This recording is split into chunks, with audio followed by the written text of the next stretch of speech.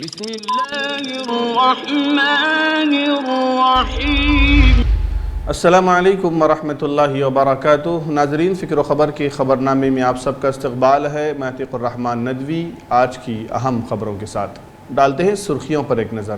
آبادی پر قابو پانے کے سلسلے میں یوگی حکومت کی پیش رفت۔ ایکسا سول کوڈ مسئلے پر مسلم پرسنل بورڈ نے جاری کی پریس ریلیز۔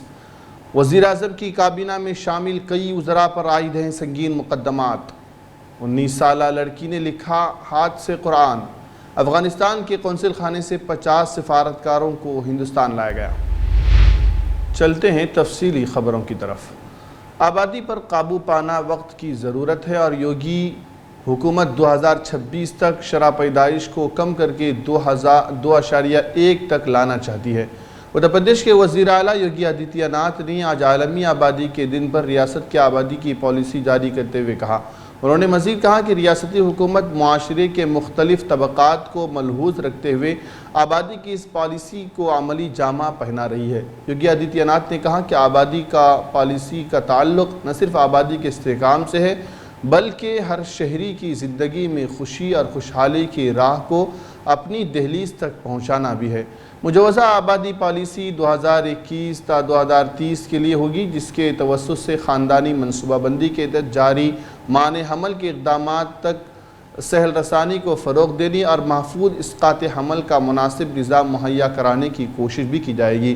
وہیں جدید صحت سہولیات کے ذریعے نومولود بچوں اور زچاؤں کی شرح موت کو کم کرنے، نامردگی یا بانجھپن کا علاج کراتے ہوئے آبادی میں استحکام لانے کی کوشش کی جائے گی۔ اس کے ساتھ ہی 11 سے 19 سال کے نوعمر لڑکے لڑکیوں کی غذائیت، تعلیم اور صحت کے بہتر انتظام کے علاوہ بزرگوں کی دیکھ بھال کے لیے وسیع تر بندوبست کرنا بھی اس پالیسی کے مقاصد میں شامل ہے۔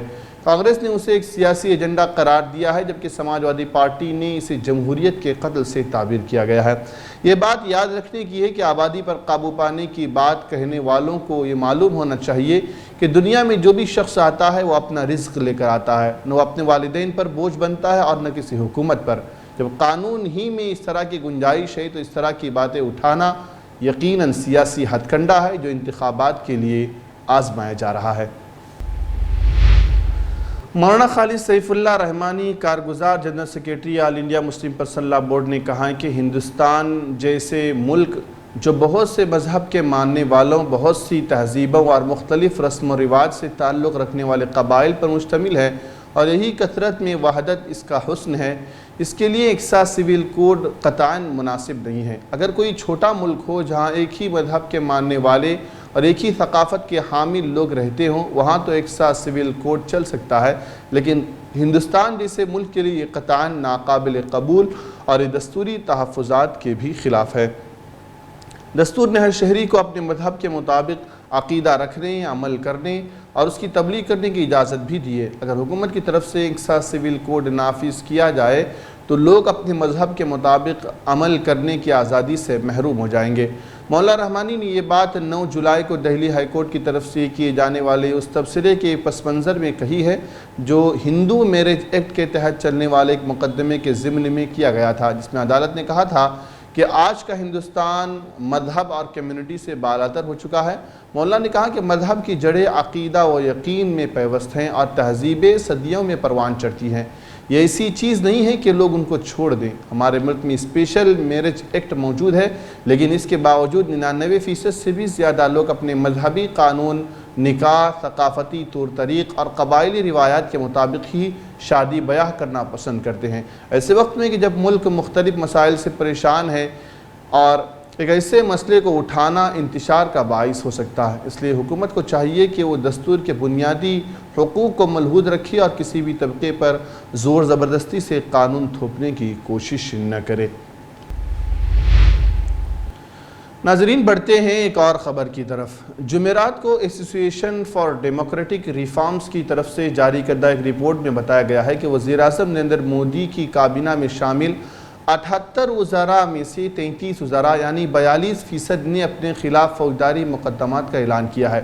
رپورٹ میں بتایا گیا ہے کہ ان میں سے 24 وزراء نے اپنے خلاف سنگین فوجداری مقدمات کا اعلان کیا ہے، جن میں قتل، اقدام قتل اور ڈکیتی شامل ہے۔ بدھ کے روز وزیر اعظم نے مرکزی کابینہ میں 43 نئے رہنماؤں کو شامل کیا۔ اس کے ساتھ ہی وزیر اعظم کی وزراء کی کونسل میں ممبروں کی کل تعداد 78 ہو گئی ہے۔ تنظیم کا کہنا ہے کہ یہ رپورٹ تمام 78 وزراء کے ذاتی حلف ناموں کے تجزیے پر مبنی ہے۔ ایسوسی ایشن فار ڈیموکریٹک ریفارمز نے بتایا کہ state minister for youth affairs and sports Pramanik اپنے خلاف قتل اور اقدام قتل کے مقدمات کا اعلان کر چکے ہیں۔ رپورٹ میں بتایا گیا ہے کہ 3 دیگر وزراء جان برلا، پنکج چودھری اور مرلی دھرن نے اپنے خلاف قتل کی کوشش کا مقدمات کا اعتراف کیا ہے۔ اس کے علاوہ وزیر داخلہ امت شاہ، پنچایت راج کے وزیر گری راج سنگھ، وزیر مملکت برائے زراعت اور کسانوں کی فلاح بہبود شوبھا کرن لاجے، وزیر مملکت برائے امور داخلہ نتیندر رائے اور پارلیمانی امور کے وزیر پرہلاد جوشی نے فرقہ وارانہ عدم استحکام پیدا کرنے کے مقدمات کا اعتراف کیا ہے۔ نتن گڈکری، گری راج سنگھ، اشونی کمار چوبے، ستیہ پال سنگھ بگھیل، پنکج چودھری، بھگونت کوہا اور دیگر کے خلاف رشوت اور غیر قانونی ادائیگی سمیت انتخابی خلاف ورزیوں کے مقدمات درج ہیں۔ ریاست اتر پردیش کے ضلع اعظم گڑھ کے موضع مخدوم پور سے تعلق رکھنے والے حافظ ابو البشر اصلاحی ایک مدرس ہیں اور ان کے گھر میں تعلیمی ماحول ہے۔ ان کے 5 بیٹے اور 4 بیٹیاں حافظ قرآن ہیں اور ابھی بھی تعلیمی سلسلہ جاری ہے۔ حافظ ابو البشر ایک مدرسے میں پڑھا کر اپنے اہل خانہ کی ضرورتوں کو پورا کرتے ہیں۔ انہی کی 19 سالہ چھوٹی بیٹی ام حنیفہ حفظ مکمل کرنے کے ساتھ ساتھ عالمیت کی بھی تکمیل کر رہی ہیں، جنہوں نے کورونا وائرس کے دوران نافذ لاک ڈاؤن کا فائدہ اٹھاتے ہوئے 4 ماہ کی قلیل مدت میں قرآن شریف کی کتابت کر کے ایک اہم کارنامہ انجام دیا ہے۔ ای ٹی وی بھارت سے بات کرتے ہوئے حافظ ابو البشر نے بتایا کہ ہماری بچی بچپن ہی سے بہت ذہین ہے۔ 9 سال ہی میں اس نے قرآن شریف کا حفظ مکمل کر لیا تھا۔ بچی نے موبائل پر ویڈیوز دیکھ کر لاک ڈاؤن کے اوقات کا فائدہ اٹھاتے ہوئے قرآن شریف کی کتابت کو مکمل کیا۔ ہم لوگوں نے اس کی حوصلہ افزائی کی۔ اس کام کی وجہ سے مجھے اتنی خوشی ملی ہے جسے لفظوں میں بیان نہیں کیا جا سکتا ہے اور دوسرے بچوں کے لیے یہ مشعل راہ ہے۔ انہوں نے یہ بھی بتایا کہ بہت سے لوگوں نے بچی کی حوصلہ افزائی میں تحفہ و تحائف کا انبار لگا دیا ہے اور بہت سے لوگوں نے قرآن شریف کو لینے کی خواہش کا بھی اظہار کیا ہے۔ انہوں نے یہ بھی بتایا کہ قرآن شریف کی کتابت تو مکمل ہو گئی مگر ابھی تصحیح کے مرحلے میں ہے۔ افغانستان کے قندھار میں بھارت کے قونصل خانے سے تقریباً 50 سفارتکاروں اور سیکورٹی اہلکاروں کو سیکورٹی کی خراب صورتحال اور طالبان کے جنوبی افغان شہر کے نئی علاقوں پر کنٹرول حاصل کرنے کے پیش نظر خصوصی تیاری کی مدد سے ہندوستان واپس لایا گیا ہے۔ تاہم سفارتی ذرائع نے بتایا ہے کہ افغانستان کے قندھار میں بھارتی قونصل خانہ بند رکھنے کی اطلاعات غلط ہیں۔ وزارت خارجہ کے ترجمان نے واضح کیا ہے کہ قندھار میں بھارت کے قونصل خانے میں تعینات ملازمین کو افغانستان میں سرکاری سیکورٹی فورسز اور طالبان کے مابین شدید تشدد کے دوران عارضی طور پر واپس بلا لیا گیا ہے اور مقامی عملے کے ذریعے مشن کام کر رہا ہے۔ باگچی نے مزید کہا کہ بھارت افغانستان میں تیزی سے بدلتے سیکورٹی حالات پر باریکی سے نظر رکھے ہوئے ہے۔